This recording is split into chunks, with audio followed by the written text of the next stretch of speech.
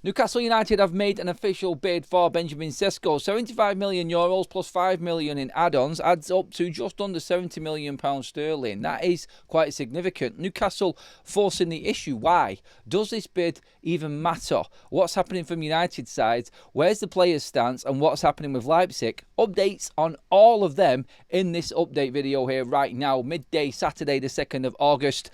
Like I've just said there, and Newcastle have made that bid. They've made it official now. That's the only difference in anything that's changed from this morning. Last night we talked about the interest from Newcastle going further, making that next step. I think most people expected a bid to come in, then some more reports came out saying that he's chosen Newcastle. That has been completely shut down now. He has not chosen Newcastle United. Benjamin Sesko is still mulling over his future and where he's going. Behind the scenes, there is more confidence that it is Manchester United over Newcastle. That was everything up until today, but this afternoon, now heading in from this news that has circulated from everyone about this official bid. Sky were the first ones to bring it up. Then Ornstein has confirmed it as well. And what does this do to the situation with Benjamin Sesko? And where does it leave everybody?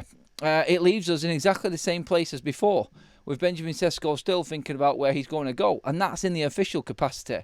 The rumours behind the scenes are that Benjamin Sesko still wants to go to Manchester United. We will see if that is true. It's all what people are reporting, and none of it is factual apart from Newcastle's bid. That's in. But why are Newcastle going in if the player hasn't made his mind up? Is this to try and convince the player that he is actually their top target and they want to build a team around him? Is this how they feel? They're trying to force RB Leipzig into the situation? Look, let's break a few things down here on what's actually happened so far. And I go back to the story from the Daily Mail, and this is where it's interesting because Rasmus Hojlund is going to play a key part in this for Leipzig, and there is updates on this side of things as well. So this is how it's broken down. Obviously, we know the story behind both teams being interested in Benjamin Sesko, both contacting Leipzig over the deal, the conditions, and then speaking to the player. So that's where we got up to. Now Newcastle have made an official bid. But before that, the Daily Mail reported that Manchester United will sell Rasmus Hojlund or loan Rasmus Hojlund if Benjamin Sesko comes to the club. Then we had the news about Manchester United speaking to Leipzig and telling them that if Benjamin Sesko tells them he wants Manchester United, then they're going to make the bid. So they've made and kept the club aware. But then past that, we've now got to a point where Leipzig have asked Manchester United, like Romano says, about Rasmus Hojlund and the conditions to him going to the German side in, well, not so much an exchange, but as part of the deal for Benjamin Sesko. So that's happened. But news today from Sky again is that Leipzig now have looked into the details and conditions of a loan for Rasmus Hojlund. So that's the latest update. Newcastle may have made a bid, but news after that, and that's just in the last hour now, Sky are reporting that Leipzig have asked Manchester United about a loan for Rasmus Hojlund.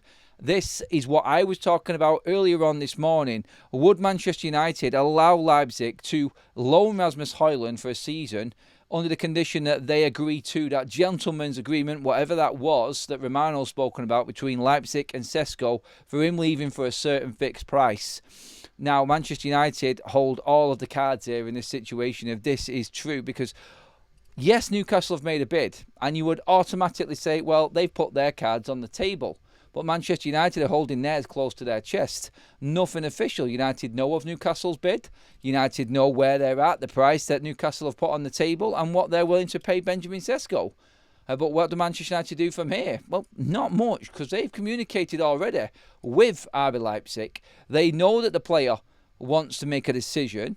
And Manchester United have always said and stated throughout this summer and through the spring that they want players that want to play for Manchester United. They want players that are going to come to United and want to be part of it. Now, that's what we have heard behind the scenes, and I think Manchester United have got wind of and taken from meetings with Benjamin Sesko's representatives and RB Leipzig that the player wants United. That's why United are in. All United are hanging on to here is the deal and the structure of the deal with Leipzig. I think they already know where Benjamin Sesko wants to go. Newcastle are trying to make a move on Leipzig. The player has known about Newcastle's interest for over a week. Newcastle are trying to make Leipzig sell Benjamin Sesko to them by offering a big price up front. But I said this earlier on today, and the news straight after that official bid is probably the most significant news that we're going to get today in this whole deal, in that Rasmus Hojlund could be the key factor in all of it. If he is willing to go on loan, stay a Manchester United player. So just to break it down again a little bit more in detail, Rasmus has come out and said he wants to be a United player. He's not bothered about playing for his place, fighting for his place. He wants to be a United player. He doesn't want to leave the club. He's a boyhood Manchester United fan and wants to be a United player. Get that. Every single young player on the planet, if you love a football club, would always want to play for the club that you have loved and supported. We get it, 100%. But this is the professional world. This is totally different. Rasmus Hojlund being on loan and not leaving Manchester United, still being part of it, and then having the opportunity to go away and prove that he is the right player for Manchester United the following season, to come back in and fight for his place then, to get this deal done for Manchester United, that changes everything. And where we looked at Rasmus plus a certain amount of money and selling him permanently, the Mail and what they reported and what Manchester United have been open to throughout, and I think this is where this deal is different. United wanted to sell Rasmus Hojlund. We're willing to take less than his book and market value to get the deal done so they could get somebody else in. But if United can loan Rasmus, he might become a more expensive player. He's still young. And in the business world and what Manchester United might be thinking here is Rasmus goes away, which convinces Leipzig that selling them Benjamin Sesko is the right move for them. They've got a player in for this season. They've got the money in that they wanted off Manchester United considerably, and they've got the best of both worlds. An automatic replacement and money in the bank. No Champions League football. Newcastle cannot offer that right now to RB Leipzig. And that, I think, is the difference in this. Rasmus goes away, plays well, becomes an even more expensive player for Manchester United, then we can make another decision next season. There may even be an option for RB Leipzig at the end of the season if United loan him. But conditions of a loan, I think, would suit United, because I've said this before. United are still paying instalments and wages for Rasmus Hojlund. He's only 2 years into his deal. So United are going to be paying way over 20 million a season right now for Rasmus Hojlund. It's going to be a little bit more for Benjamin Sesko. So take off Rasmus Hojlund wages for a season, because Leipzig are going to pay that. They're saving a little bit, but they're obviously adding to that with Benjamin Sesko. So there's another player in. But Manchester United have got rid of Marcus Rashford's wages already, which kind of counter that. And if they can move one of Sancho, Garnacho or Anthony along as well, then that covers what they need to take in Benjamin Sesko. That's the major side of things in this, I feel. And I've said this all along. Rasmus is going to play a big part in this. Manchester United have something that Leipzig want, Newcastle don't. Why have Newcastle gone in with a bid when the player hasn't even decided where he's going? It's out of desperation to try and force the issue. They know they're losing and they're having to make a move. So they've gone in with a really big bid and in and around the region that actual Leipzig want, and they think that that's going to convince them. Might not be the case. Manchester United's bid could be more, because they could pay what Leipzig want in terms of the lower fee, around about the 60+ million mark, plus Rasmus for a season. That's more valuable than anything that Newcastle are going to offer, because they're going to have to spend that money that Newcastle give them for Leipzig to find another player.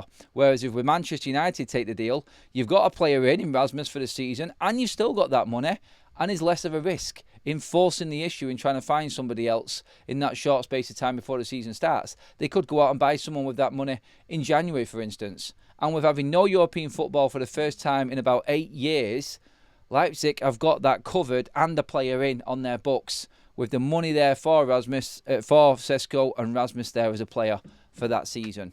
I can see where this is going. United have played this very, very well, I feel.